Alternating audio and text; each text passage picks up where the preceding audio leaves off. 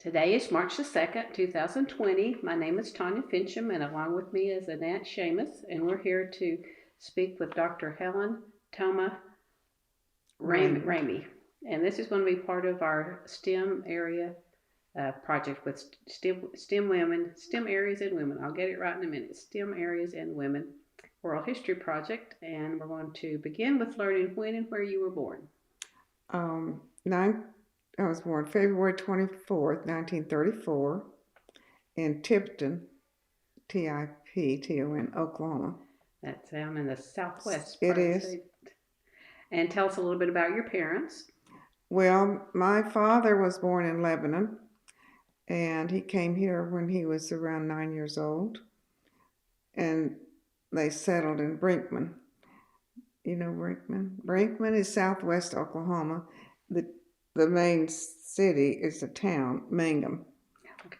So a lot of my family settled around there, and some of them farmed 320 acres, and if you did that for a year, you were given the land.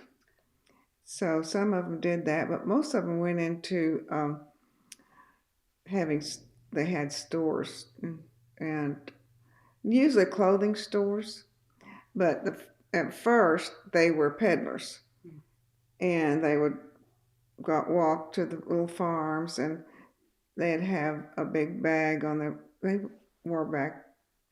back, and they would have sugar and spices, lace, needle and thread, whatever the American woman wanted, but that you could carry on your back. So they walked for miles and miles, and finally my grandfather bought a donkey and a wagon, and so he could carry his sales stuff in the wagon.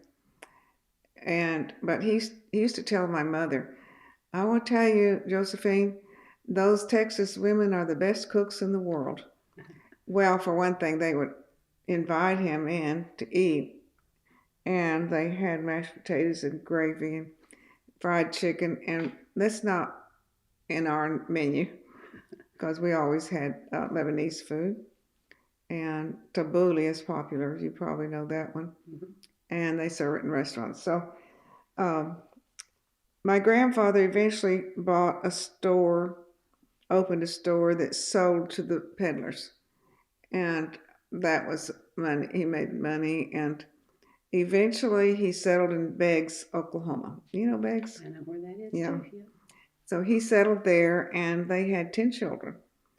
And my mother is the oldest, and her mother is the youngest, Aunt Lily, the only one left out of that family. So the Lebanese, mostly they went into commerce. They had clothing stores, and my dad had groceries. Some of them had grocery stores. So when I was born in Tipton, because that's where the doctor lived, and his mother was his nurse. He was real young, and they had 2 of their bedrooms they used for the hospital, so it wasn't really a hospital.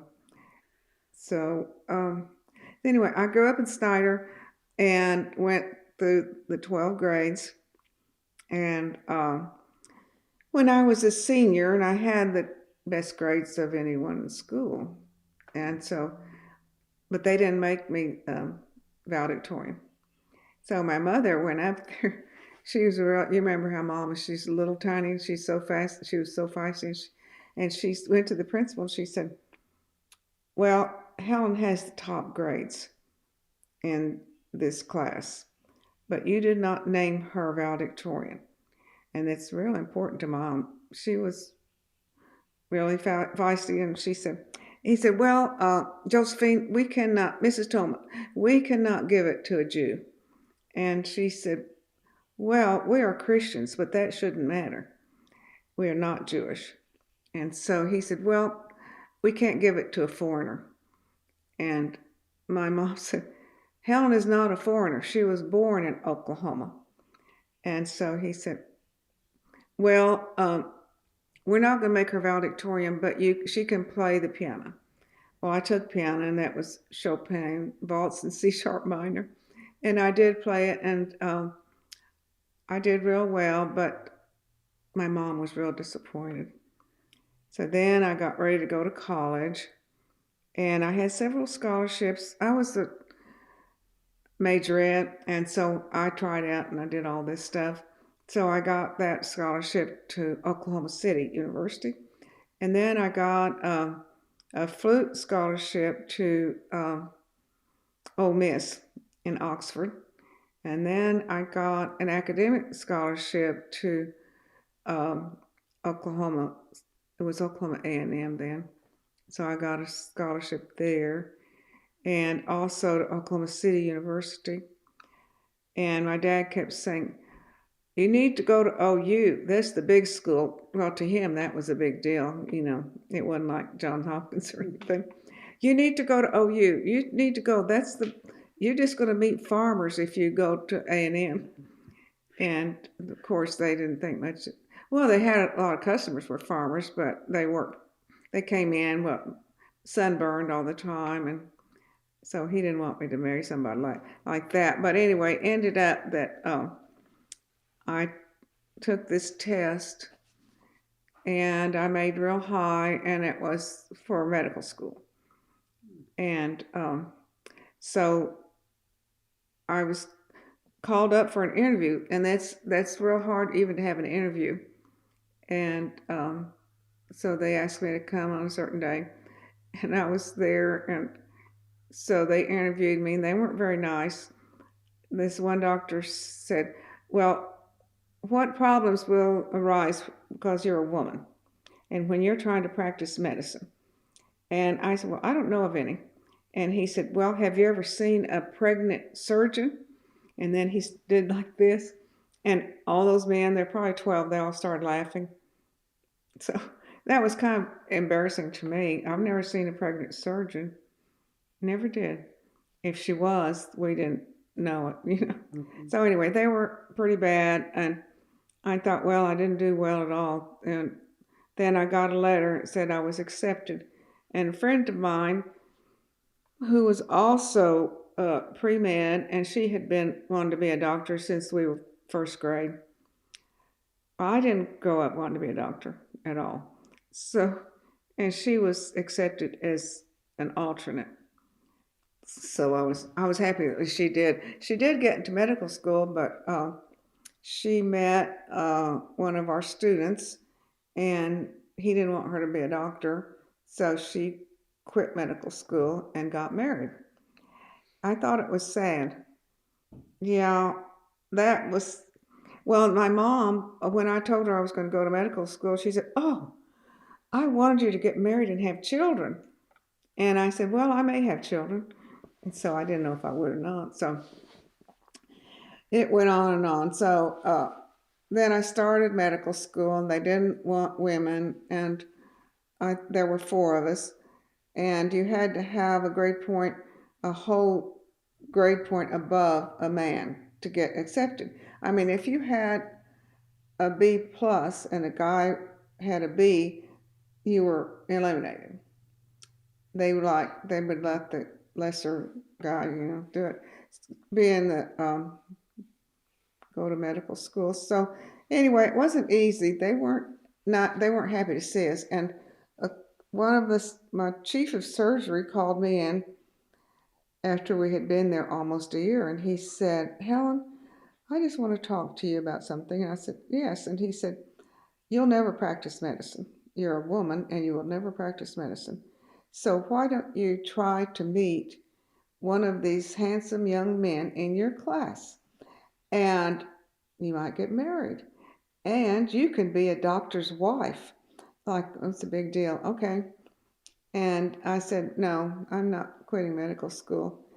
He said, well, you'll never practice. So then the assistant chief of surgery, he called me in. He said the same thing. You'll never practice medicine, so why don't you marry one of the guys in your class? There's a lot of there were a lot of single guys. And so you could be a doctor's wife. And I thought, yeah, okay. So I didn't. I just kept working in school, and I made good grades. And they did a lot of things. Like we had to examine chest, heart, and lungs. And so this young neurologist came into our grade, and our class, and he said, "Okay, all women stay here in this classroom." So we did, and he said, "Disrobe to the waist." Well, he was a young guy, and I said, "We're not going to do that." And so we just got up and walked out and went into the ladies' room, and I said, "What are we going to do?" "I don't know. We have to do chest, and we have to do heart and lungs." And so this internist resident came in. She was doing her residency in internal medicine, and she said, "Girls, what's the matter?" And we told her, said, "Well, Dr. So-and-so wants us to disrobe to our waist, and we just don't feel comfortable because he is a really young guy, and we just don't want to do that." So she said, "Okay, just sit right there, and I'm going to conduct the exam." So she did, and we listened to each other's hearts and our lungs and took the pulse and blood pressure. So we got that, we did that. But then when we started in our clinical years, when there was a diabetic patient in coma, they would call me, because that meant if you had a patient in coma, you were going to be working all night. You do the IVs and you check the sugar, and it was a real, and so nobody wanted those cases in the middle of the night and waking you up. So they usually gave those to me. And it was I didn't refuse, because if you said anything, made a refusal, you would be in a lot of trouble. So I just kept going. And I liked medical school really well, except the clinical years I didn't like as much as the didactic courses we were taking. I don't know why I did. I really didn't like patient contact. I guess that's why I'm a radiologist. I really didn't. And the patients would come in and tell me all their complaints, and I'd think, well, okay, I'll handle it. But it wasn't like I wanted to. So you don't want a doctor like that. So anyway, I did radiology because I knew I didn't like patient contact, but I could read their films and not have to talk to them. Well, when I chose that residency, I was already a mother, and when you're a physician, you're like that patient's mother. They complain so much, and I didn't like family practice at all. They would call in the middle of the night, and of course that's what you do when you're a doctor. Mm-hmm. But I had this one patient, and her husband was schizophrenic and a pedophile, and he had monkeys who would bite her. And so she would call me in the middle of the night and say, "Well, I have another bite. What should I do?" "Well, we'll have to medicate it." And, it was like, I thought, well, I'm her mother, but that's what family practice is. You just don't know. Had you had a choice to do a residency there at the family visit? Well, we had a choice. You could apply anywhere in the United States. Mm-hmm. And I applied only in Baylor and Dallas, because it was close, and I had children. By the time I applied, I had 3 children. We had 3 children. And I knew that it would be difficult to drive in. I couldn't move. Although my husband said we would move back to Mississippi because they wanted me there as a resident, and we'd move back, and he would give up his practice. He was an ophthalmologist, and he said I'd give up the practice and work in Jackson. That's where we started our residencies, in Jackson, Mississippi. I didn't like it. There was a lot of prejudice. And when they met my husband, he's blonde with blue eyes. And so one of the nurses said, "Dr. Ramey, do they have mixed marriages in California?" I had just moved from Los Angeles. And I said, yes, they do. And they said, well, we wondered because we just saw your husband and he's white. And I said, well, I'm white too. And they said, you are? And then, they didn't believe it. Well, I always got a big tan in Los Angeles.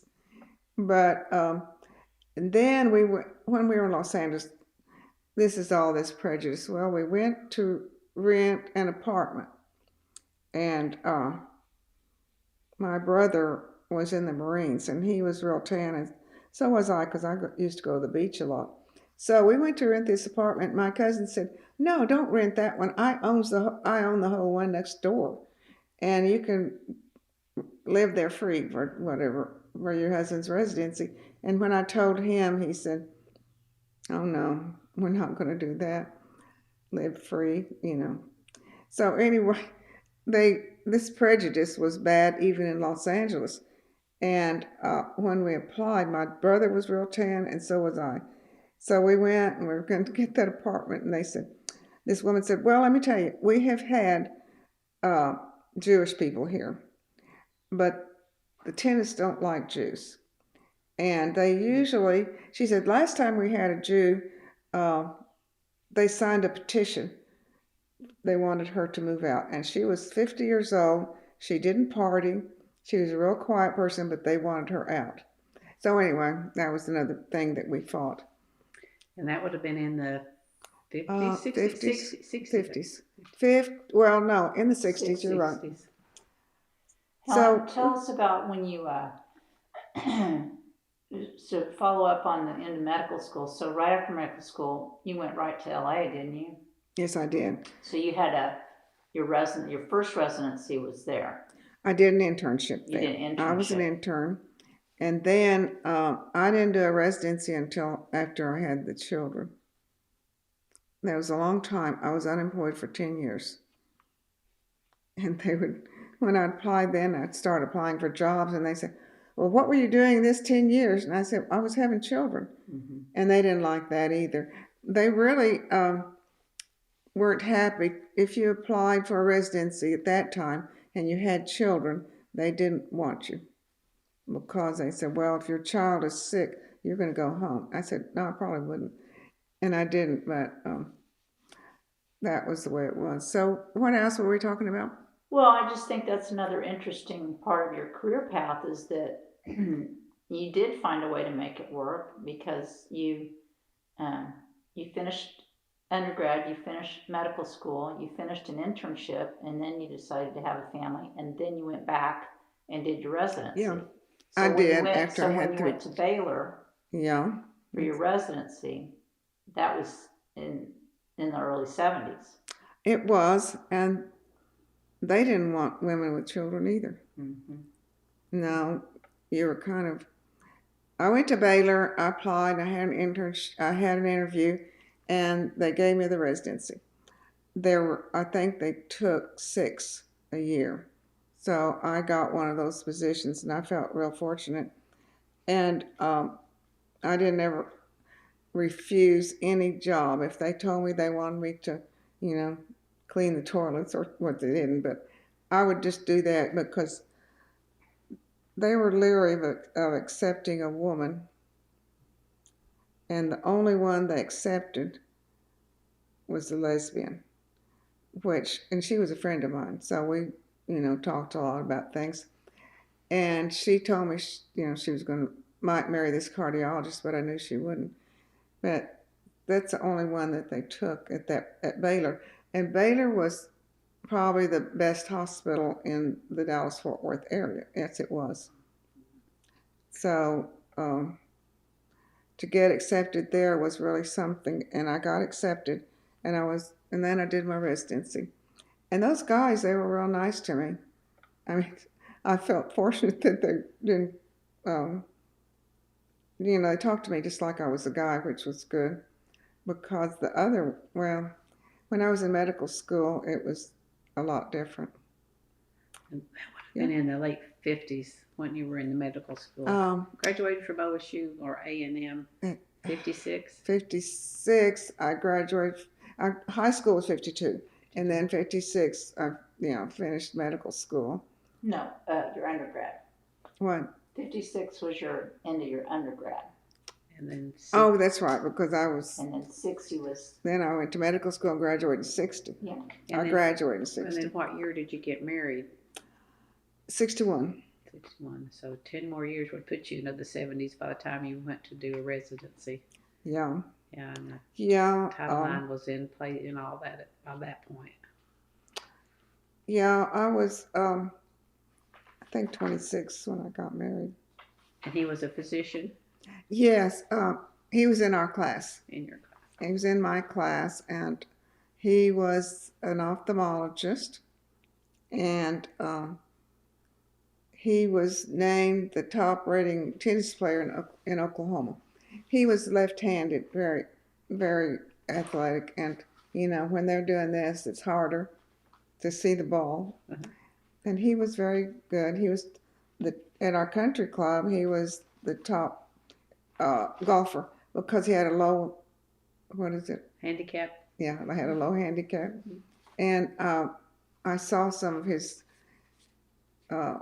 cards that he filled out at the club, and it was the low 70s usually, and he did a hole-in-one and won an alligator purse for me, handbag. So once you got married, whose career did you follow? His, since you started having children? Oh yeah, he his. was in a residency in ophthalmology, and then we started looking for a place for practice. And there's a red book they publish that has all the ophthalmologists in the nation. So he started looking through that, and he said, well, Dallas-Fort Worth would be a good place for us to live. So then he had to buy all this equipment, which was we had to borrow $10,000, which was a lot for us at that time. So he furnished his office, and we started practicing. He started practicing, and I was very unhappy because I wanted to be practicing medicine. And finally he said, okay, I know you want to do a residency, so what do you want to do? And I think you should do anesthesia. And I said, I can't do that. I can't work with surgeons. Of course, he was a surgeon. I said, I don't like surgeons.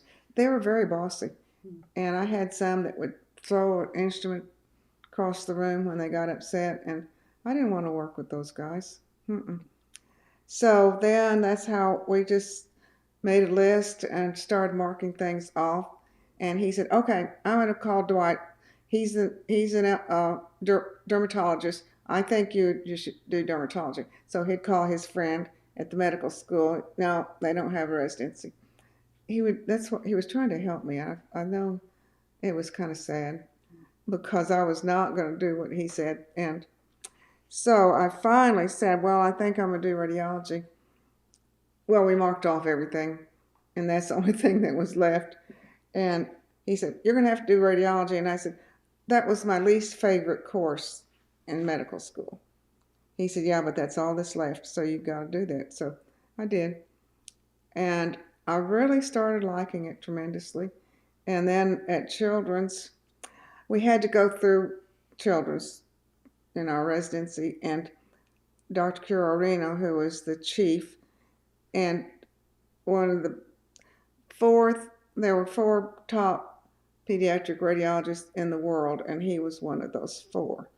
So he asked me to stay for a fellowship. And he never knew my name, which is so funny. Somebody would say, oh, did you do that Hirschsprung's? He'd say, she did it. Oh, it made him really mad, too, if I took a case on the weekends, and he was Catholic, and he was always in church. And I'd do a Hirschsprung's, and those were kind of rare. And he came back, and he said, you did that case? You did that? And he had a real heavy accent. I should do that. And I said, well, you weren't around. You were in church, so we had to call you, and we couldn't get you. So you can't wait because those kids, they have very small rectum and anus, and it's like a little string. And so they start blowing up, and they could perforate. So I said, we weren't going to wait. I had to do it. And so when the surgeon came in, he said, oh, that was a beautiful study. Who did it? And he said, she did. See, he never knew my name. Really. Well, it was kind of embarrassed. I mean, I was kind of upset with him. He always said she, she. The only time was when my son had a murmur. He was 2 years old, and I took him to Children's, and he said to me, "Well, I'm gonna call Dr. Evans, the cardiologist, pediatric cardiologist. He will see him." So he called him. He said, "Well, will you see him? It's that poor resident fellow that I have. She is beside herself. She is so worried. You'll see him now, free." He said, go upstairs to cardiology. Anyway, we got over that one, but he never did. His wife was a pediatric anesthesiologist, and we were having a party. We always had parties, and somebody's birthday, and so I said, should I call your wife Dr. Curarino or Mrs.? Because I didn't know if she kept her name. He said, Mrs. And then he just got really upset. He turned around. Anyway, some of those men were really prejudiced against women. He was. And married to one. He was married to a doctor, but he didn't want me to call her doctor. No. And he always called me she. Who did it? She did. She did that case. And I didn't even think he knew my name till my son had that murmur, and he said, "Yeah, she's my fellow. It's Dr. Ramey." So he was talking to that doctor. So we had as women, we had a lot of prejudice, and it's not like that. Half my stepdaughters, she's my step-granddaughter, she's an internist at Mount Sinai, New York. She said more than half her class were women. She went to Cornell. So we no longer have, well, I think there's still some prejudice. I think if a doctor, if he wanted to choose a surgeon to work with him, I think he would choose a man. I really think so. Even today. Yeah. But in radiology, it's not like that. When I did my residency, 3% of the radiologists were women. 3% in the United States. That's when I was accepted for that residency. And it's changed tremendously. Yeah. So did I have something I was left out? When you were at OU, you were one of 4 women in your class? Yeah, I was one. They only accepted 4 women that year. And the class ahead of me that accepted 2 women. And how many men? I mean, how many? 98. Well, there were 100. They accepted 100 students. Wow. So and when I went, 4 women. They took 4 women. And surely they were more than that qualified to go. Oh yeah. See, we had to have. If the man had a B average, we had to have an A average. Mm-hmm. You had to have 1 point above, and we knew that. We all knew that. Were there any female professors? One, and she taught genetics. Mm-hmm. She was very good, but she wasn't an MD. She was PhD. Mm-hmm. So she was a good teacher. Mm-hmm. Did any of the male professors encourage you? No. None? No, they really didn't. They were just thinking, I guess what they thought was, I wish we'd get rid of these women. I think that's the way they acted when I'd go up and ask somebody, well, I'm going to have to do this case. Will you explain it to me?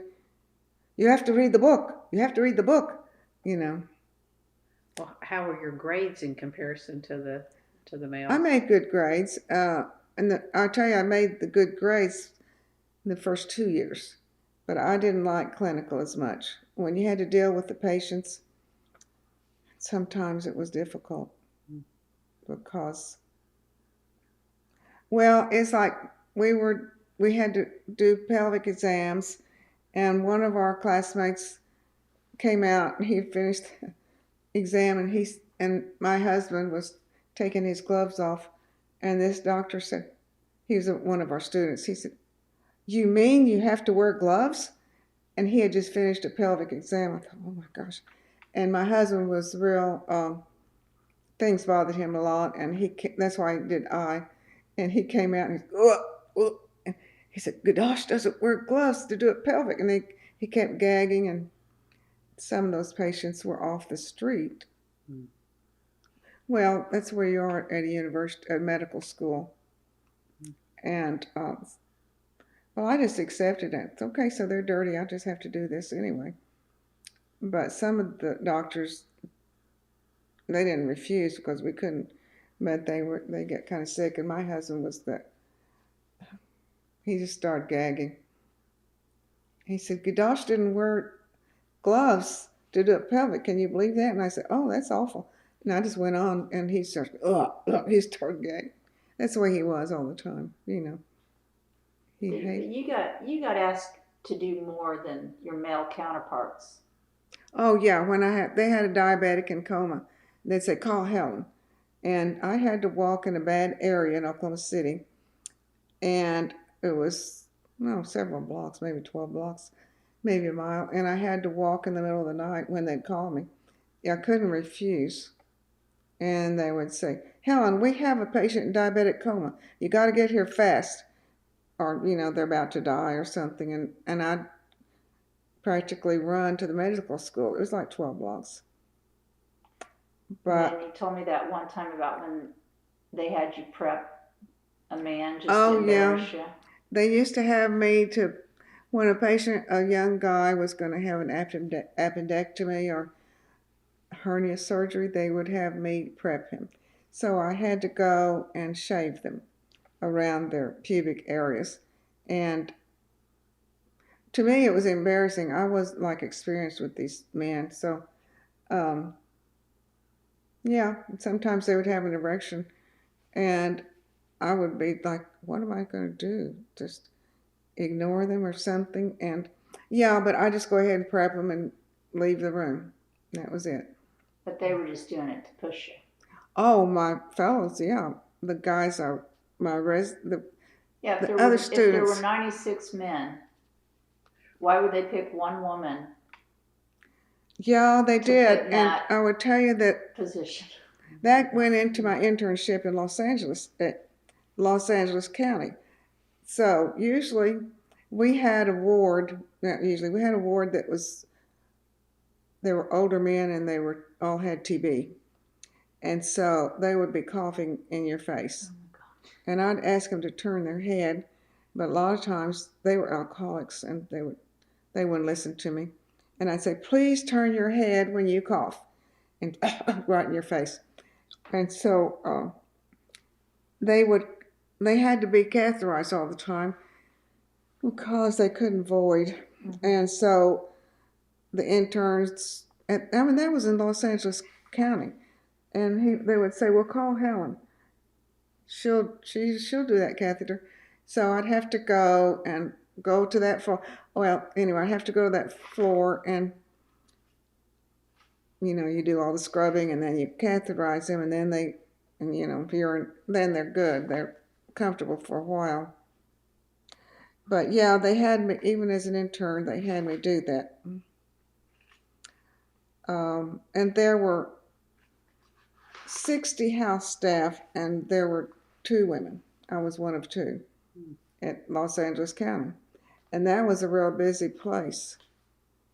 So they only had 2 women, and they would call one of us to catheterize these old men. Mm-hmm. And they would always cough in your face. I would say, please cover your face, please cover your mouth. But they didn't listen. You just have to become numb to that and do it. Yeah, you do. And then when I was an intern, they were doing something called pneumoperitoneum to cure TB. So you had to stick a needle into their abdomen, making sure you're not hitting the liver or the spleen, and then you would inject air, and that would elevate their diaphragm. It would help. Well, they felt like it got rid of those big blebs that you get with TB. They get big, huge holes. And, tuberculosis bacteria it kills their lungs, so you don't have much lung capacity. So they wanted us to do that, and we would do maybe 30 in one afternoon, and it was all radiation because we had to irradiate them, see where their diaphragm was, and we did those outside. But there was no prejudice there. The bad one was usually the worst was during medical school. The prejudice. Did any of your classmates ever come back later and say, I apologize for the way we treated you? No, but we had a reunion. I think we'd been out of school 40 years, and I went to a reunion, and several of the wives came up to me and said they were so sorry about how their husbands treated me. And they said, Helen, I don't think I would have been able to tolerate it. And I said, well, I had to if I wanted to become a physician. And yeah, they did talk to me about it, the women did. And they said, oh, my husband would come home and tell me those stories. And I'd think, that's awful. I felt so sorry for you. Yeah, but they couldn't do anything. Anyway, yeah, the wives were real nice about it. There were 2 of the women married classmates who were ear, nose, and throat surgeons. And that one became a drug addict. She inherited a huge oil company here in Oklahoma. Was real popular, real well known, and then she became a drug addict. And I think that abuse was part of it. It sure didn't help anyway. Didn't help, no. But it wasn't all bad. I mean, I met my husband. But did you have daughters? No. Yes, I have one daughter, and she is an environmentalist. And would you have encouraged her to go into medicine after the way you were treated? Well, I want her to go to med school. Okay. I did. And she plays a sorority. What was she, Tridell? Yes. Yeah. She plays a sorority. And I said, well, I see that you gave up pre-med. She said, Mom, I would tell you something. She was young for the year. She started a year early. And she said, I'll tell you something. When there's a party, I'm going. I said, what? She said, those women pre-meds, that's all they do is study. And that really irritated me. I said, you don't know how hard I worked. She said, Mom, I know, but I'm not you. She's very independent. And she's independent.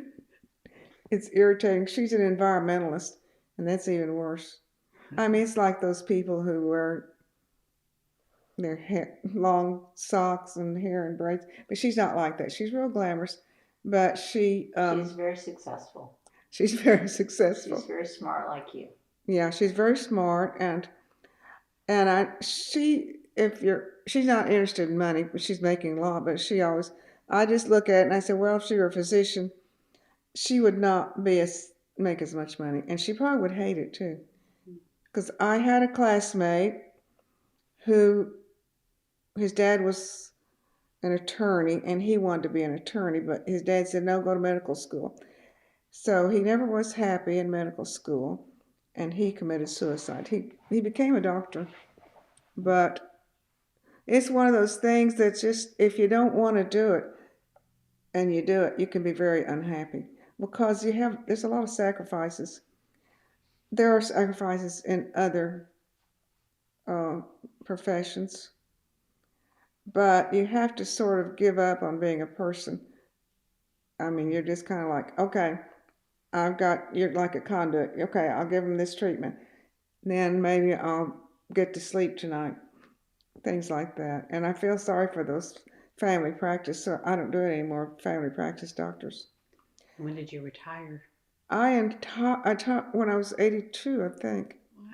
Yeah. You stayed in there a long time. I did. I was at one hospital for 40 years. Mm-hmm. Wow. And I did all the preemies and their specials and sonograms. I did a lot of child abuse cases. Tell us about the specialty of pediatric radiology and why that attracted you. Well, number one, I like Dr. Curorino, that Italian guy, and he said, Dr. Ramey, I like the way you work. I want you to stay for fellowship. And I said, well, I'm going to go into practice. I'm not going to do a fellowship. So later he said, yes, I want you to be a fellow. You'll be a good pediatric radiologist. He kept talking to me. So finally, and he was pretty mean. I was surprised he asked me because he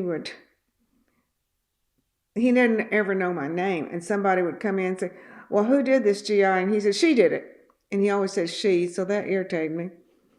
And so, but I think he and I were kind of alike because he was Italian. I'm Mediterranean too. So yeah, I liked that practice and I really enjoyed it. Well, I didn't enjoy the child abuse cases, but I felt good that I could represent the child. And there were some really bad injuries. I remember you telling me about it. Yeah. Yeah, I had one that had a femur that was broken. That's the biggest bone in your body. And they break that. Plus, I guess that kid wouldn't lie flat for the diaper. And he was probably 6 months old. And so they twist their leg and dislocate the hip. You can imagine. And the more those kids scream, the parents get more angry. And then they do a lot of bad things. I saw this teenage girl who was at school and she didn't have money, so she stole a bottle of milk. And then when she got home, her father beat her very severely, and she fell and hit her head, and she had intracranial hemorrhage, and she died. And I don't know what happens to these people when they're that angry. But I had a lot of people, the parents would be very angry, and I told you one said, I know where your kids go to school. And that kind of scared me, but I talked to them, my children, and told them the situation. And I said, they get very angry, but they're not going to do anything. Would you go to court? Oh, I went to court a lot. Yeah. The DA from Fort Worth would call me. And so this group I worked with, they didn't want me to take the time off to go to court. Right. And they said, well, because it cost them money, they said. And they said, well, why don't you go to court on your day off? And I said, juvenile court doesn't meet on my day off. And I have to be there. I said, once I read that film, I am obligated. Really, I'm obligated to testify. So they were kind of mean. And there were 8 doctors, and they didn't want women. They were all like middle-aged and very successful and making a lot of money.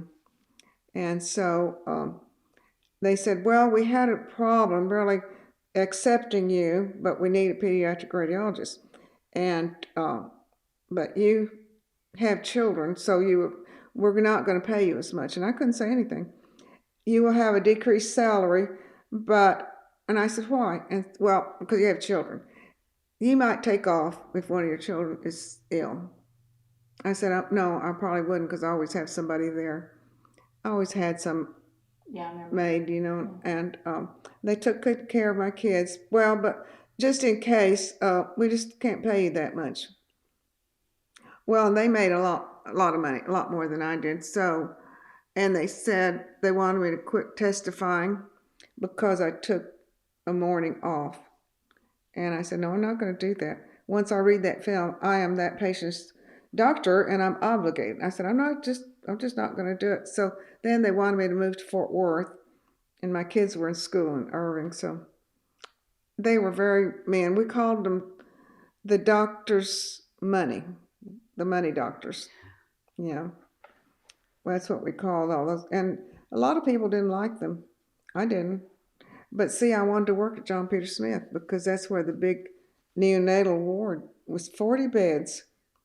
Yeah, and they had, a lot of those babies have hemorrhage in their brain because they're off of oxygen for a little while. So, well, I thought it was my duty to get that done. And well, did you think you went that direction because you were a mother? working No. with pediatrics? No, I don't think so. Well, I wasn't crazy about kids, and I didn't even want any children, but my husband did. So that ended up, I mean, I'm not humane or anything. I've treated all those little babies real good, very well, when they're this big, you're very gentle with them. And I would say that a lot of them had hemorrhage in their brain. And then my husband saw a lot of retinoblastoma because they didn't know this for a long time. Giving them so much oxygen, then they get tumors, in their orbit, and you have to take their whole eye out. Mm. And he hated, especially when he had to take both their eyes. And he'd say, "Helen, this child will be blind." And well, there's nothing we can do because we had to take both the eyes. Because if they had that retinoblastoma, then it would go to the other eye quite often. And he would be kind of sick about it when he'd come home, and he'd say, "Well, I had to remove another eye, Helen, retinoblastoma." And my son Joe would say, "We're eating." Oh, poor Joe. He would hear that all the time. That's why none of them were doctors, the three kids. And he'd say, "We're eating." Well, with both of you being in the medical business, you'd had to bring it home, I guess, with you. We did, because we'd talk about cases, and I'd say, "Oh, and dang, his father beat her so bad." And Joe would say, "We're eating. Can you stop talking about medicine?" Well, that's probably why none of them went to medical school. Well, what would you do for fun that wasn't medical related?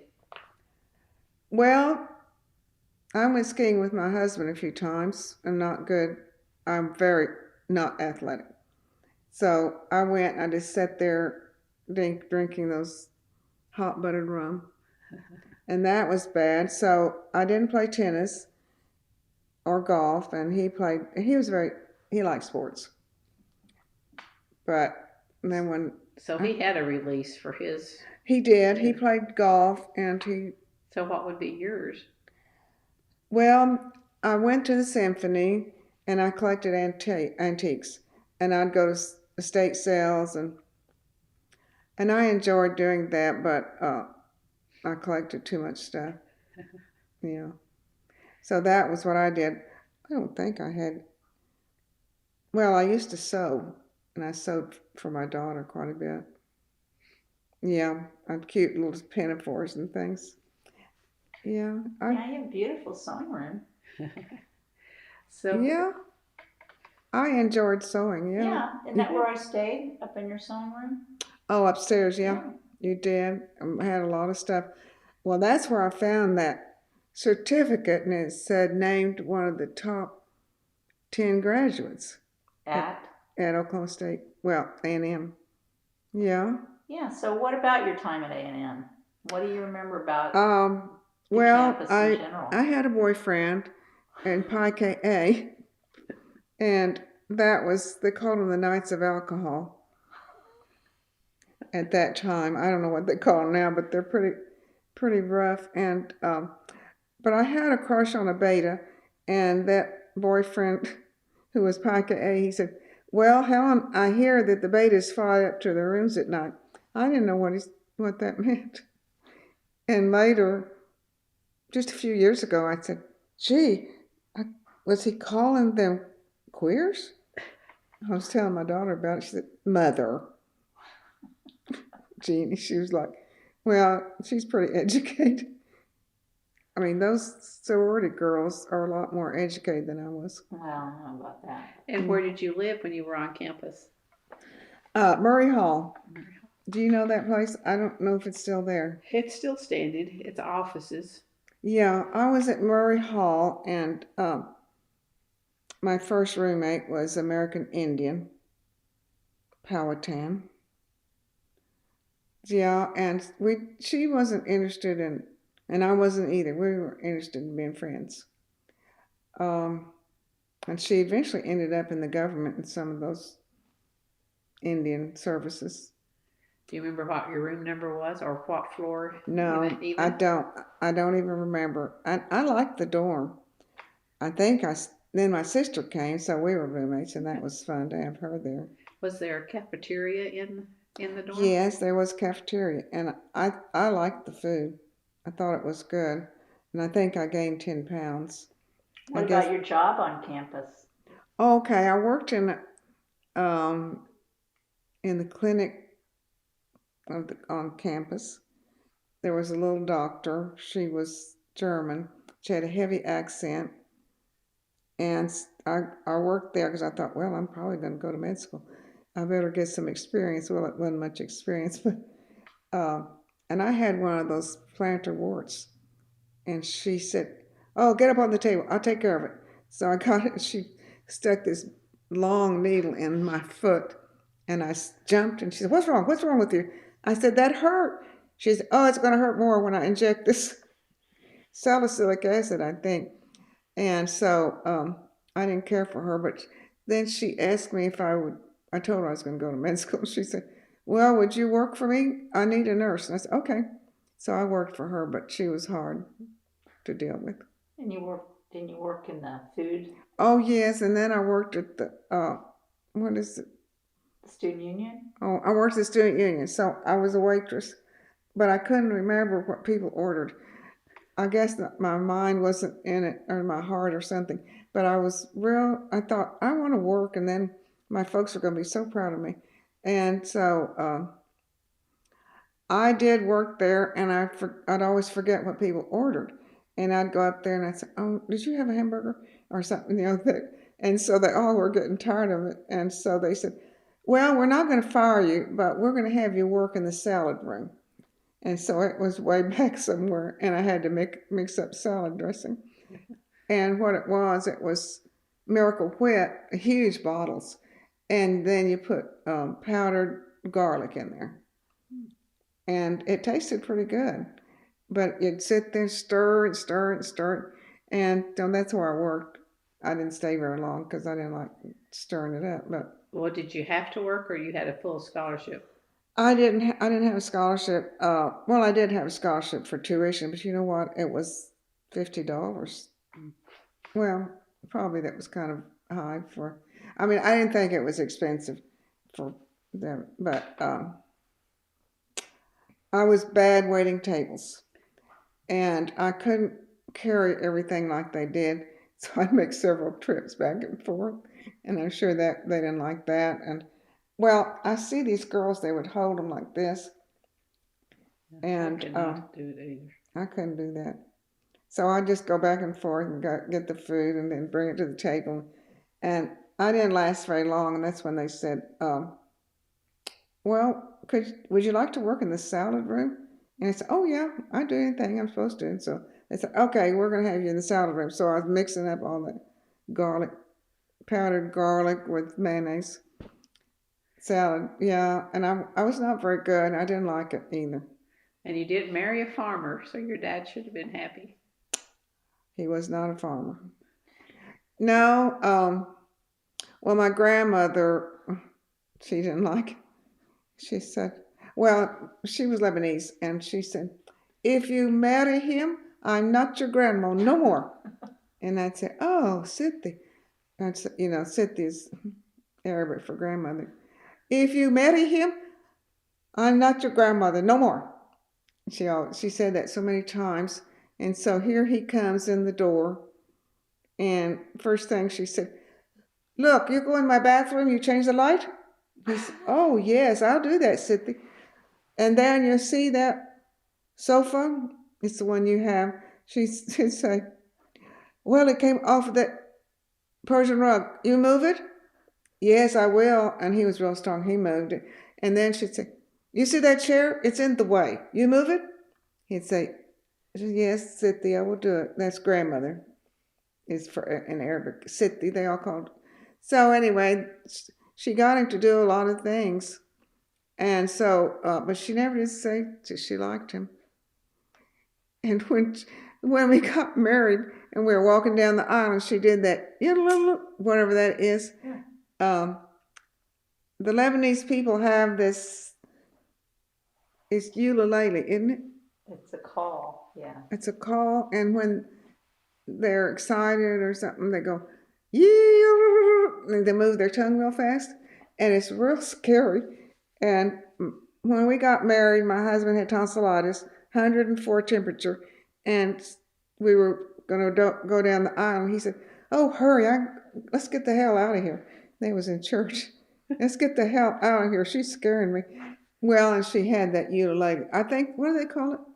Ukulele something. Yeah. Shakira just did it at the Super Bowl. Yeah, they said Shakira did it. Well, because she's Arabic. We all have known it our whole life. So one of the things we were talking about that I found interesting is you were talking about in the department at OSU. Yeah. There were certain professors that encouraged you and certain professors that discouraged you to go into medical school. You remember Dr. Wood? Dr. Wood was head of chemistry. He was the head of chemistry department. So he wanted me to major in chemistry because I always made 100 on his exams, and they weren't easy.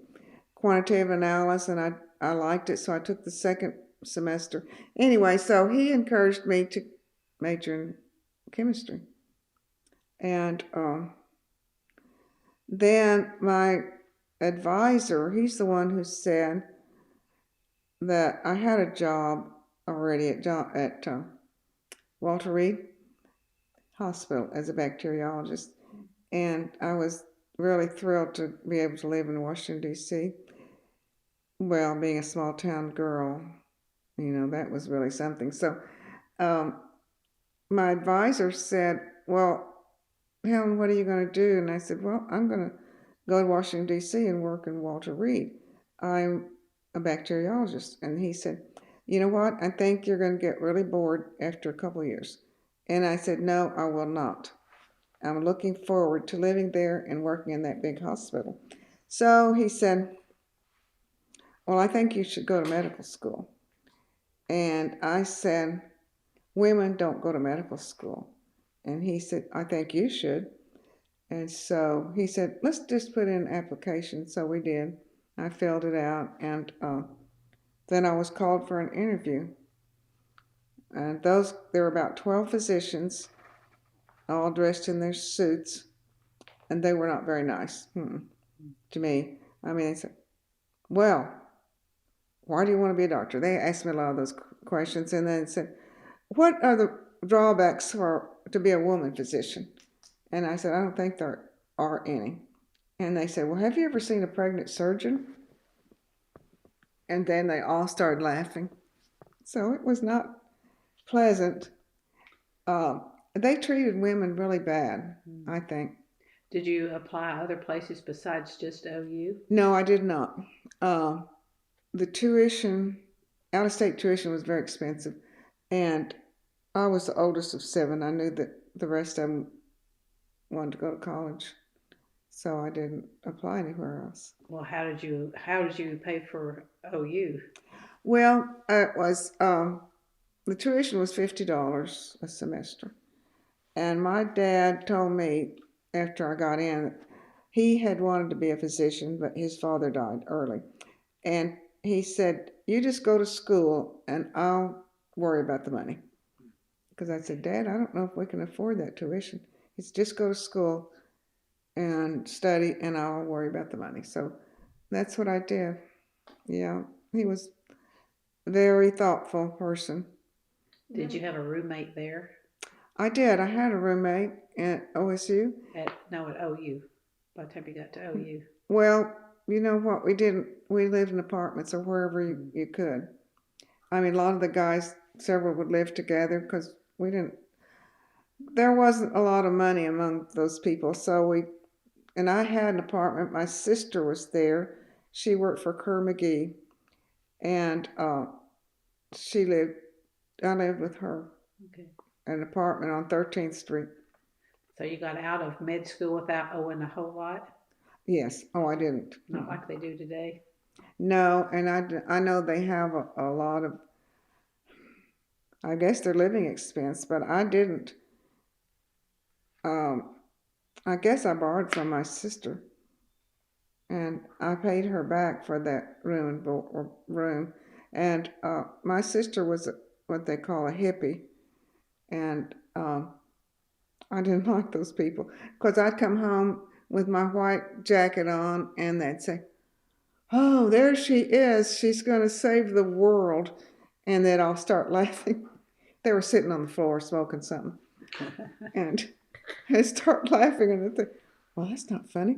And I'd be really irritated, but I acted nice to them, and they'd always say that she's, and some of them would say, "You have the chance, castrate them." And I said, "Oh, I wouldn't do something like that. These are people I'm taking care of." And my sister would laugh, and she'd say, "Yeah, why don't you go to the bedroom?" So I would, because I didn't want to talk to them. They were like crazy, I thought, sitting on the floor smoking something. I remember you were talking about how Dr. Wood bragged about you being one of his better students. Do you remember that? Yeah, he said, well, this friend of mine stayed here after college, and he ran some bars. And Dr. Wood used to go in there sometimes, and he said, "Are you the one who's a friend of Helen Toma?" And he said, "Yes." He said, "Well, she was the best chemistry student that I have ever had in 25 years of teaching." So I thought that was a comment. I appreciated that. Dr. Wood was quite a bit older at that time, so I don't know how long he lived, but he had white hair, and he was very kind. And I liked that quantitative analysis and qualitative analysis, and I'd be in that lab working, and he was always very polite to me, and I liked Oklahoma State. Oh, well, it was actually A&M. I really liked being there, and I'd walk through Theta Pond. People always talked about it. Theta Pond was the place where people were kissed and everything. Mm-hmm. Yeah, and I wasn't too impressed, but there was. So my boyfriend was Pica A, and then one of his, we broke up, and one of his buddies asked me for a date, and I went. He was really nice, and so Bob caught him in Theta Pond, and he beat him up. And so I was real embarrassed and insulted and angry. Corky Arnott. I remember some of their names. His name was Corky Arnott. He was from Tulsa. Well, in your chemistry class, if you were the highest grade, how did the fellow students appreciate you spoiling the curve or whatever? Well, I told you that I walked in the class at the first of the semester, and they all started. They were engineering students, and said, "Oh no, there she is again." Yeah, because I raised the curve, and they commented about it. But did they not want to study with you? No. Have a study group? Mm-mm. No. They never did. I guess because I was a competitor. Or, I don't know. No, they didn't want to study with me. And did any of them go to med school? That you're aware of? No. No. My biochemistry teacher went. He was in my class. He was a professor at Oklahoma State or A&M, and then he was in my freshman class in medical school. Yeah. But he did not encourage you to go to medical school. No, he didn't. He discouraged. Yeah, he discouraged me. Most people did. I don't know why. I guess they just thought that's not where women belong, and it was real irritating. But yet, the interesting thing to me about that is that you said that there were a number of women in lab science. Yeah. The one that in itself wasn't all that unusual. No. It's what they did with it. Yeah. Were allowed to do with it. One of my teachers that she taught genetics, and she was very good. And I appreciated her a lot. But there were other women in biology and chemistry, right? Yeah, there were. And what did they do?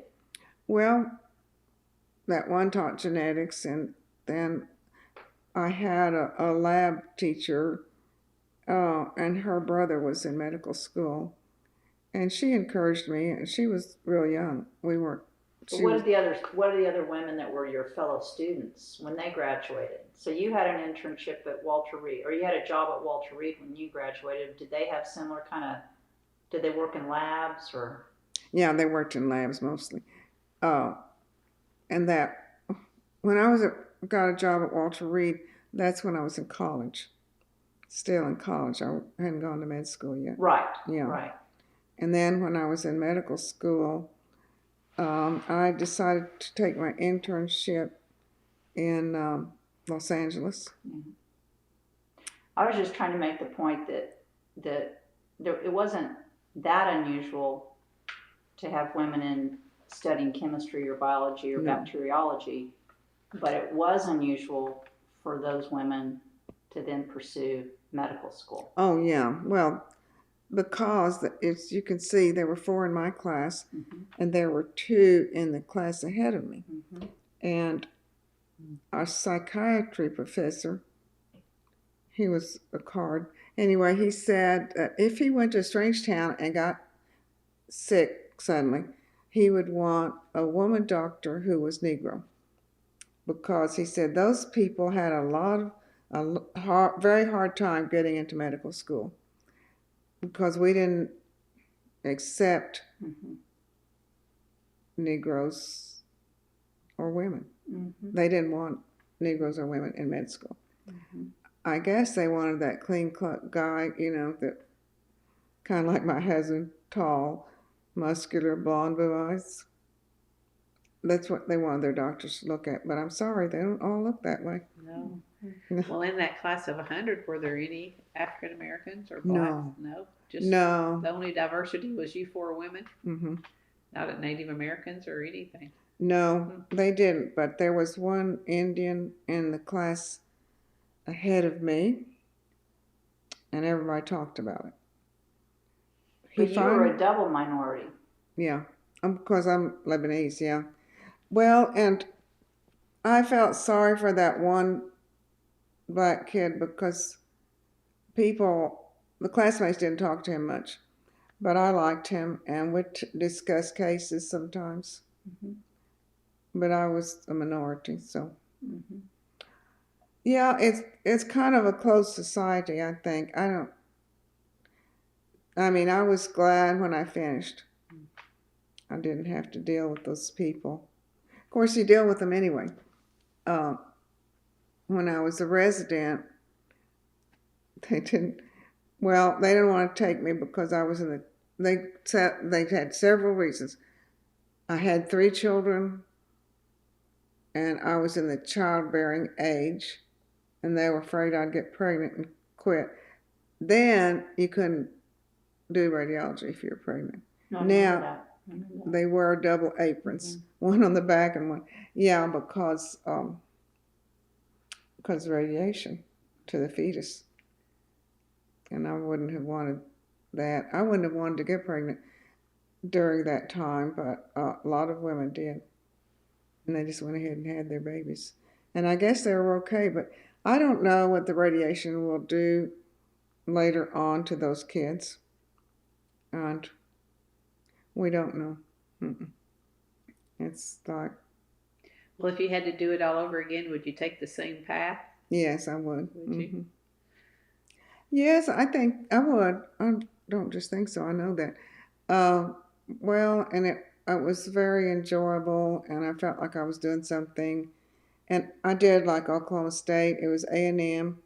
Well, and my aunt made that Pistol Pete. Oh. It's her mother, and she made that big head and everything. And I love to see that. He wasn't there when I was there. No, it was Aggies at that time, not Cowboys, right? Yeah. Well, yeah, and this Indian friend of mine, she was, forgot which, Chickasaw, and she always wore her long outfit, and she would do the Indian dance while we were having the games. Anyway, Yeah, I liked Oklahoma State. It You was actually fun. graduated with more credits than you needed, didn't you? I had 150 credits. I sure did. Because I usually would take 20 hours. And my advisor said, well, you can take 12 and do okay. And I said, no, I'm not going to take 12. That would be so boring. So I would take 20 usually. Your transcript was good then for med school. Would have had a hard time all those extra classes. Yeah. And good grades to boot. Yeah, I had good grades. Mm-hmm. I didn't like physics, and this one guy who was getting his master's in what was agricultural engineering, and he was from Texas, and he helped me with physics. He'd review me and finally learned how to do all those things. So, did you have to have physical education, PE? I did, and I had it at A&M, and I was a real bad swimmer. And then my sister went, and she was a bad swimmer. And then my cousin, we all had the same last name, and she went, and she was bad. And so Miss Colvin taught us, and she said, oh, no, I've got another Toma. And she said, then after they got in and were swimming, she said, and they're all bad swimmers. And you had to have swimming? It was required? Was it required? We had to have a PE. Physical, yeah. Didn't necessarily have to be swimming. But we didn't know what to choose, so we just chose swimming. And that was probably... And who was your instructor? Colvin, Colvin, Miss Colvin. And she was real thin and fit, and here we're jumping that water, and she said, oh, no. We were really bad, and at least we didn't drown. But I was you're from a little tiny town. What? Snyder didn't have... we didn't have a pool, no. And Mother wouldn't allow us to go out of town and swim. No, it was, yeah. Well, by the end of the class, did you know how? I knew how to swim, but I didn't like it. Yeah. And I did everything she told us to do, so I'd get credit. So then I had to have another course, so I took golf. And I didn't like that. It was so, we'd go at 7 o'clock. It was in the summertime, and it was very hot, and the course was dirty. I mean, you get sand all over your feet and everything. So I didn't like that one either. Well, then I met one. My husband was very athletic. He's a real good skier. He was jumping on those. If they had moguls, whatever those humps are, oh, that's great. Well, I hope they have a lot of, and he'd be up on those things. But Jeannie skis, my daughter, and Jeff does. So how many children do you have? 3. 3. Yeah. 3 children, and, yeah, and I have 2 grandkids. 5 grandkids. Jeannie has 3. And then Jeff has those 2 Vietnamese. Mm-hmm. Any girls in there? Yes. My Vietnamese granddaughter, she told me about a week ago that she's going to go to medical school. Okay, that was my next question. Would you encourage any of them to do? I would encourage her to do that. She's very smart. She is an excellent swimmer. She takes swimming, and she's a competitive swimmer. So she's tall and slim. And but she's full-blood Vietnamese. So my son didn't have any children. So she just needs determination like you had. She does, and I know that there are a lot of people who look kind of like her who are going into medicine and getting their PhDs, and because it's a different world. And there are a lot of kids who are foreign and a lot of black kids, which we didn't think they would ever be doctors. But there was one woman, and she was black, and she was an excellent student. Well, and that's what I told you, that our head of psychiatry said that he would choose a black woman if he were at Strangetown, because women had a hard time getting into med school and so did the black people. There was only one black person in the whole school. Wow. At OU? At OU. Medical school. Yeah. And I know when I was in high school, this friend of mine was Pueblo. She was a Pueblo. And she came up one day and she said, Helen, don't you wish you had blonde hair and blue eyes? And I said, yes, I do. Do you wish you did? She said, yes. We both wanted to be blonde with blue eyes. Yeah.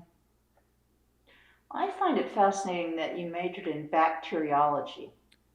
Was that common? I don't think so. What's the equivalent today?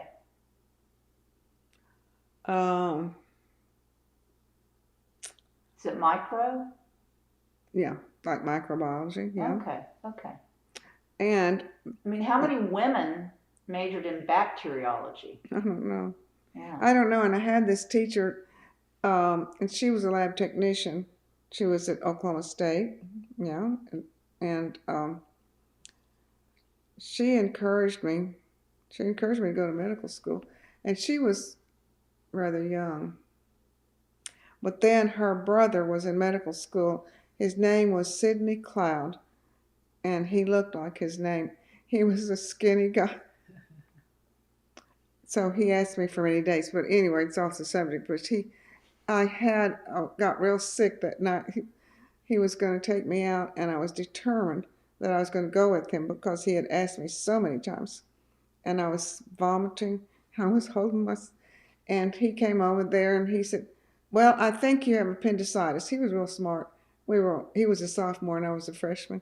So he took me to the ER, and this resident came up and he said, well, how far along are you? And I said, what are you talking about? He said, well, you are pregnant, aren't you? And I said, no. So he said, well, you're in the OB ward right now. We were going to deliver you. I said, oh, no, I'm not even pregnant. So he said, okay, back to the ER. Anyway, they admitted me because I had appendicitis. He was right. He was right. He was real smart. Mm-hmm. I don't know where he is now. I don't know where any of those people are except that one from Texas. Yeah. And he died a couple months ago. Well, if he hadn't been your date, you could have been in worse shape. That can turn into major problems, can't it? Oh, yeah, if I ruptured it. And my surgeon was Dr. Ferris, he's Lebanese. And I wouldn't sign the consent because I said, what is my white count? He said, it's normal. I said, what is my temperature? He said, it's normal. I said, I don't have appendicitis. I was a freshman in medical school. I really knew a lot. He said, you have to sign this permit, and then I'm taking you to surgery. And I said, you're not taking me to surgery. I don't have appendicitis. I mean, he was a professor. I was real determined. So then he called my mother because he's Lebanese. He knew my folks. And he said, Josephine, can you get here fast? She said, well, we don't have a car. I'll have to take a bus. So he said, well, I hope she doesn't perforate. And if you get here, because I wouldn't sign the consent form. So my mom came on a bus, and she came in, she signed it. And by that time, it was leaking pus. And he said when he went in, that appendix had a lot of holes in it. I mean, it was deteriorating. It was going to come apart. Can't believe. He said you would have ended up with tubes every place. And you couldn't go back to med school for 2 or 3 years. You'd be so sick. And we'd have to, because what happens, you start having strictures. And then they have to take that out. And then you vomit. And then you blow up. And I thought your stubbornness almost didn't pay off that time. No, it didn't. It was terrible. Well, and yeah, I was glad my mom came and signed.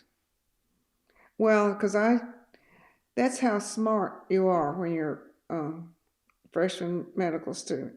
And I said, I don't have a high white count and I don't have fever. I don't have appendicitis and I don't want surgery. He said, you do have appendicitis. Well, he would do this and I'd jump off the table. Yeah. So it was... And they just assumed you were pregnant, though. Well, when I came in, I was hurting so bad, my knees were up like this, and they had the covers, and I guess he thought I was very pregnant. Yeah, it was an interesting thing going through med school, and then I got my husband, and my boys are big like yours, they're. Had you graduated before you got married? No. No. Had he? No, he was in your same class with you. Well, we both graduated at the same time, and then I went to Los Angeles County, and he stayed in Oklahoma City at Mercy Hospital. So we were separated for a year. Well, I was going to marry somebody else. Yeah. Well, he was a cardiologist from Sweden, and so he was very blonde too, and blue eyes, and well, he was a cardiologist. He probably died by now. Well, you were pretty brave from starting from Snyder, a little bitty town, and then going to to California too. I mean, that's and being female. They put in the paper the first people to go to medical school from our area in 40 years. That's what they said. And people were real happy that they were going to have a doctor. Of course, I didn't go back. I don't think she did either. It'd be nice to get that article. Is that in Snyder? Yeah. Is that at the house? I probably had it at my house, and because I cut that out where they accepted us, and they listed the names. And there was my name. Well, I already knew it because they sent us a letter. Mm-hmm. Yeah, it was a good experience. And I will tell you this, most of my friends have died. And my relatives too. Well, not all the relatives. Well, she and I had a cousin who died last week. Mm-hmm. He was a radiologist too. I'm a radiologist. Yeah, so he went to school 4 years after I did, to Oklahoma. Mm-hmm. Was his last name the same as yours? No, it was Massad, Massad. There's quite a few Massads in Oklahoma too. There's quite a few Lebanese. Mostly they settled in, was that town, the little town in West Oklahoma. Well, they homesteaded in Brinkman. Brinkman. Yeah. A lot of them was in Brinkman, and they had land that they worked, and if you worked it for a year, I think you got 300. 5 years. 5 years, and then you got it. You had to do it that long. Oh, gee. Yeah. So. If you didn't have money, though, you could do the labor and get it, which was the big thing. Yeah. You would stay and work. Yeah. And for a long time, I didn't like Oklahoma, but my grandmother, she didn't like it at all. Well, she came from Lebanon, and their homes were in the hills, and they had pine trees and rivers, and it was a lot different. My dad brought some pictures. I mean, you've seen pictures from Lebanon. It was a beautiful country, but they weren't treated that good, and they would take the young men into the service, and then they would they would become Muslims. And my great-grandmother didn't want that. No, because they were Christian. Yeah. A lot of those wars are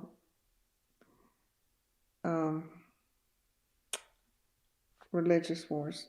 Right. And we're still having them. Mm-hmm. Yeah. I saw woodpecker out there. You hardly ever see them. You could probably hear him if you went outside. You could hear that tick, tick, tick, tick. Yeah, so I thought it was a real good school. I enjoyed it, and I met a lot of friends there. And I wish Pahuxucket, that was my roommate. My first roommate was named Iola Pahuxucket. Pahuxucket.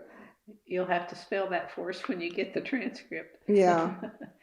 And she was, I don't know what tribe she was, but she was Indian, American Indian. There were a lot there, I think, at the time. And the library wasn't where it is now. It was a different build. They were building it about the time you left, I think. The current library. Where is it? It's in the middle of campus now. Oh, really? Yeah, really close to. That's nice. I don't know if the classroom building was there or not. They did a lot of building in the late 50s. I bet they did, because it looks a lot different. I did go. Well, I've gone with you. And Theta Pond's still there, though. Theta Pond. Yeah, that was a real famous one. Yeah, it looks nice. They've done some work around it. It looks better. It was pretty. Yeah. I thought. And those fraternity homes were close by, I think. Yeah. Well, while I was there, they had that panty raid. Do you remember those things, panty raid? Did they come to your dorm? No, they didn't come to, they may have come to the dorm, but they didn't come to my door. Okay. No, but a lot of the girls were screaming, and they get those panties, and I don't know what they do, hang them out somewhere? I don't know. It was a real deal.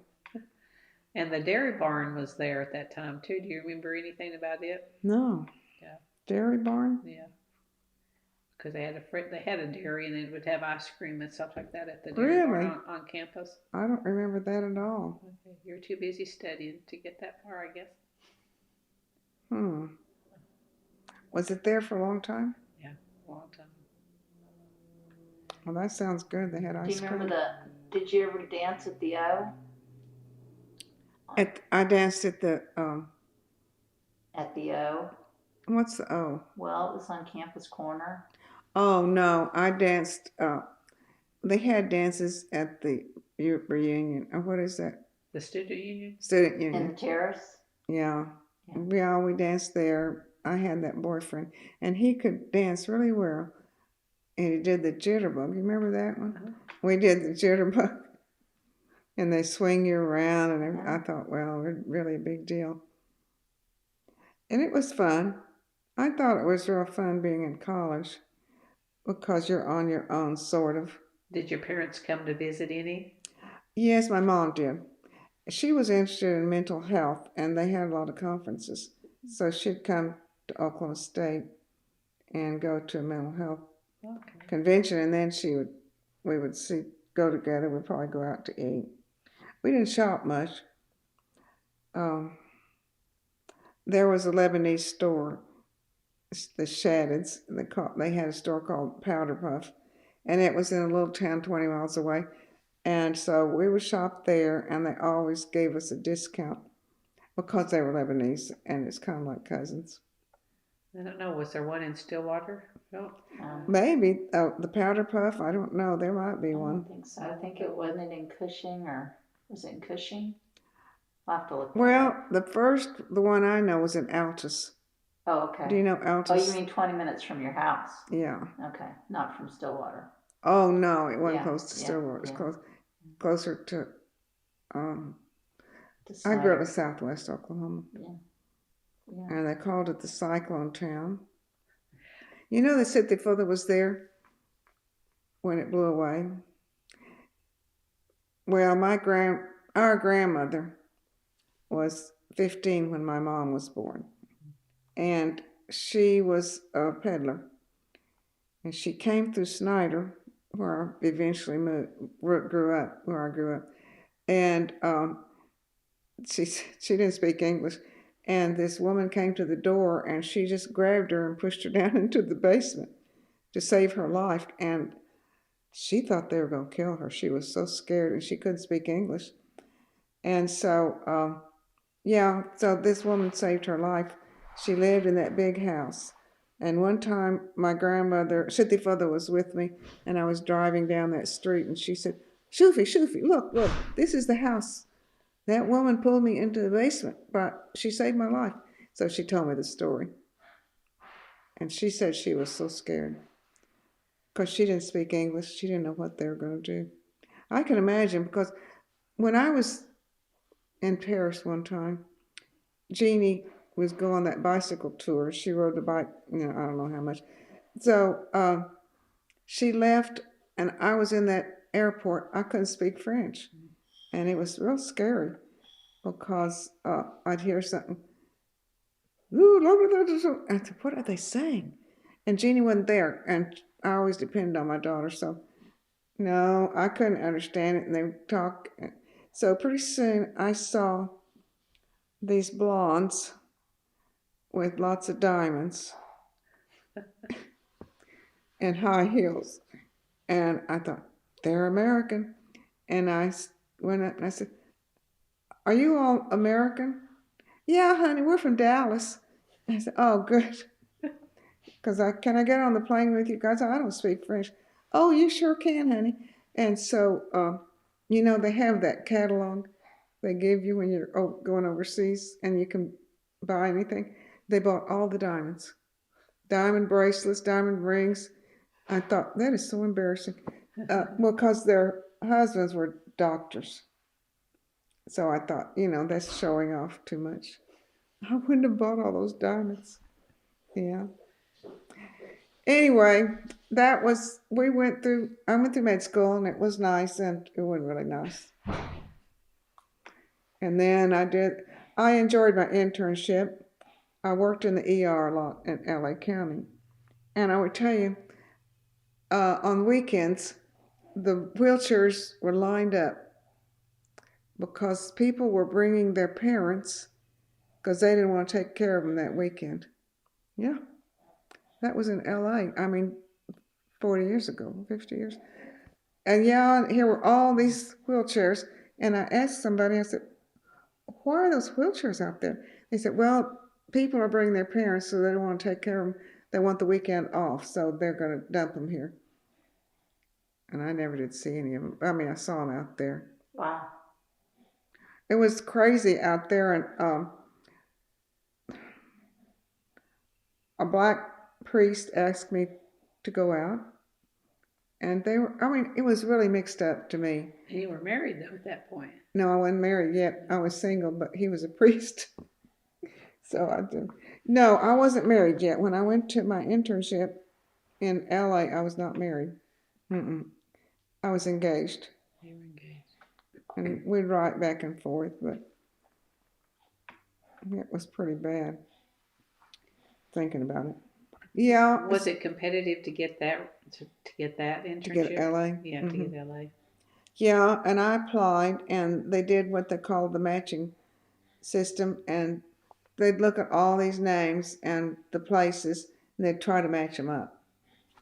There were hundreds or maybe thousands, I don't know how many, but they would try to match up like I wanted LA County, and I got matched. It's according to your grades, your standing and everything. So I got matched to LA County, and I was really happy because my cousins were practicing.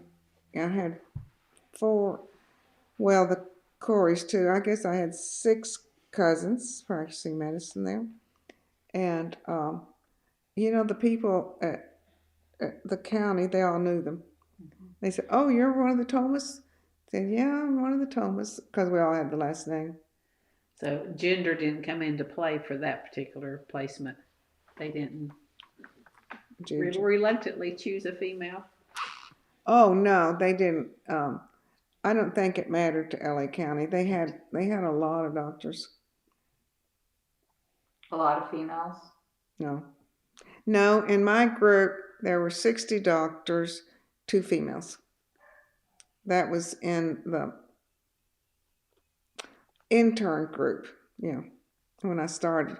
So there were only 2 women, and well, there were 4 of us, but 2 of them were married, and they both got pregnant, and so they wouldn't let you work if you're pregnant. Mm-hmm.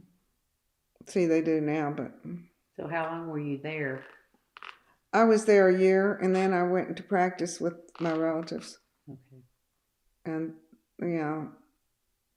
well, everybody knew them because they were all brothers and they had the same last name. So you did some practice before you had your 3 children and stepped away from it for 10 family years. Practice. I did family practice. You just didn't do you didn't do your specialty. No, I didn't do radiology. That makes sense. And I delivered a lot of babies because Dr. Paul said, well, I'm going to have you take over. You do all the baby deliveries. And I said, okay. Dr. Paul. So that's what I did. I delivered. They'd call me in the middle of the night, and I'd go over there. I had one who was, she was an actress, but she did like bit parts. And I called her, and she called me. She said, I'm in labor. And I found out, I said, well, you're getting ready to deliver. I want you at the hospital. And she said, okay, I'll be there. I waited for 2 hours. And all of a sudden she shows up. Where were you? She said, I had to put my makeup on. She had on eyelashes and she on all this stuff. And I thought, oh my gosh, what am I doing in Los Angeles? But it was fun to be there because my cousins all had big houses with swimming pools. And, they had some, like that guy, real tall guy who was a cowboy on TV. I forgot his name. He was at their parties. They had they knew a lot of actors and actresses. I guess you would in LA. So yeah. Even though you didn't like people, you were okay with family practice at that point? Oh, I did. My cousins were real fun to be around. And Dr. K, he was president of the Medical Examining Board of California, and that's a big deal. So he knew Reagan real well, and they went to his inauguration. But did you have the option of staying there? Could you have stayed? No, my husband didn't like it at all. One of my cousins had a ranch, and we had to drive 90 minutes before we got out of town. And we were going to the ranch. And so he said, I don't like it. I'm a small town guy. He was from Muskogee, and I want to get out of here. Is that your dogs barking? I couldn't tell. Yeah, so it was a long career. I didn't think I would practice that long. I think I was 82. That's a long time. It really is. Mm-hmm. It is, and I enjoyed most of it, except at first when everybody didn't like women. But I thought, well, I just forged ahead. Well, by the time you retired, were there other women in the practice with you? Or where you were working? There were some pediatricians. I don't think there was any other specialties. How long did it take to become a pediatric radiologist? I mean, how long does that take? I had 4 years of pre-med and 4 years of medical school, year of internship, then a residency in radiology, and then a fellowship in pediatric radiology. So another many years. Many years. Yeah, it was many years. At least 12. Four is 8, so 9, 10, at least 12 or 14 even by the time you. I think so. Let's see, 4 years med school, 4 an internship. That's 5, and then 4 years of residency. And that's 5, and what is that? 9. 9, and then 4 years of. Well, did I say 4 years of residency? And then 3 years of fellowship. That's a long I had to do a fellowship. Well, if I wanted to be a pediatric radiologist. And he was a very good teacher, but he was kind of not very nice. Well, he'd come in, he'd say, okay, we have a case of nail hair patella. I want you to stay in this library until you read everything about nail hair. This was a real weird thing. Nail hair patella. They didn't have patellas, and they had funny hair and had funny nails. And so he said, stay in this library and read everything you can find. Then we have a case. I want you to do it. I want you to read about it. So he wanted to teach me. Yeah. Dr. Carolino. Did you have to wear a dress or skirt and top? Or could No, you wear I pants? did for my residency. Because when I started, the secretary, they have the secretary come in and tell a doctor that Dr. Sears said he wants you to wear high heels and hose and never wear slacks. And I thought, I'm going to be standing for hours doing an arteriogram, and I'm supposed to wear high heels and hose. I didn't say that to her, and I didn't say it to Dr. Sears either. But yeah, I thought that was another thing that irritated me. Why would you have a person? You're going to stand up there doing an arteriogram for 2 or 3 hours or longer, changing catheters back and forth. But they did that. That's what Dr. Sears said, and I would tell you, his daughter went to medical school, and I bet she didn't wear heels. Yeah. Did they have to be white hose like nurses? Or No. Could be other? He didn't. He just said heels and hose. So. And then your lab coat. Yeah, we had to wear a white lab coat. It had our name on it. Mm-hmm. Yeah, there were a lot of restrictions. Those girls nowadays. Well, my step granddaughter went and did nothing like that. But she told me that there were more. She thought there were more women than men in her class at Columbia, but she said it may have been 50-50. It was pretty bad. It's about time, isn't it? Yeah. Really well, is. Yeah, I was glad. Yeah. They don't have. So Oklahoma State I liked a lot, and I had one boyfriend there. He was on the football team. And that was the feather in your hat if you date a football player. Oh, yes. Yeah. Or a beta. I always wanted to date a beta, but I never did. Did you ever date a beta? No, I did not. I married the son of a beta. Oh, was he a beta? Yeah, I never did. Your father-in-law. Yeah, I didn't know what they meant when they said they flew up to bed. Yeah, I'm not sure either. I've never heard that phrase either. Well, I asked somebody and they said that means they're fairies. Yeah, that's not my impression of the betas. I doubt it. Yeah, but they weren't as bad as Pike A. Those guys were pretty bad. So when you were working full time and your husband was working and you had children, how did you manage household chores and things? You said you had a nanny or a maid? We had a nanny. We called her a maid, and she took care of the children. And my youngest child, he was so attached to her, and she got pancreatic cancer, and she died. I used to go and see her, and she said, does I still have my job? And I said, yes, you do. And how's my baby? That was Jeff. Oh, it was real sad. Well, did she do everything like cook dinner and she did. Laundry and all of that too? She did the laundry, and she had our dinner ready, and she had worked in a cafeteria at a school, and she baked fresh bread once a week. Yeah. And I'd come home, just smell that bread. And Jeff called me Ira. That was her name, Ira. And he'd say, good night, Mom. And I'd get really irritated. Are you my baby or Ira's? Well, I'm part yours and I'm part Ira's. And that irritated me too, but I didn't say anything. I said, okay, good night. I read to my kids every night, though. Well, you'd have to have help if both of you were working and could be called in at any time, and you have to. We had help, yes, we had to. And I had some bad ones. She was real good. So we'd interview them, and we had the kids in there. And Jeff said to this one woman, well, can you make onion rings? Oh, the best in the world. And so she bought frozen ones. And Jeff told me, he said, Mom, those onion rings are frozen. I said, well, we'll just have to accept it.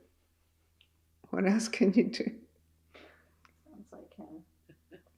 Well, and Jeannie was real sick one time. She was about 5, and that maid didn't even offer her any water or broth, and she had a high temperature. I asked her about it. I said, did you give her any juice? No, ma'am. Well, did you give her any broth? No, ma'am. And so I got really mad. And I said, you know what? I don't want you here anymore. Well, I didn't have anybody else to do it, so Dane had to take those kids to his office and put out pallets for them to sleep in because I got really mad at this poor woman.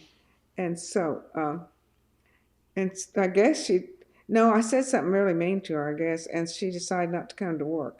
So her husband called me and he said, well, Mary had to have surgery. She's real sick. And I said, oh, is she in the hospital? He said, yeah, she had surgery. And I said, okay, well, I'm sorry. And he said, she won't be back to work for a long time.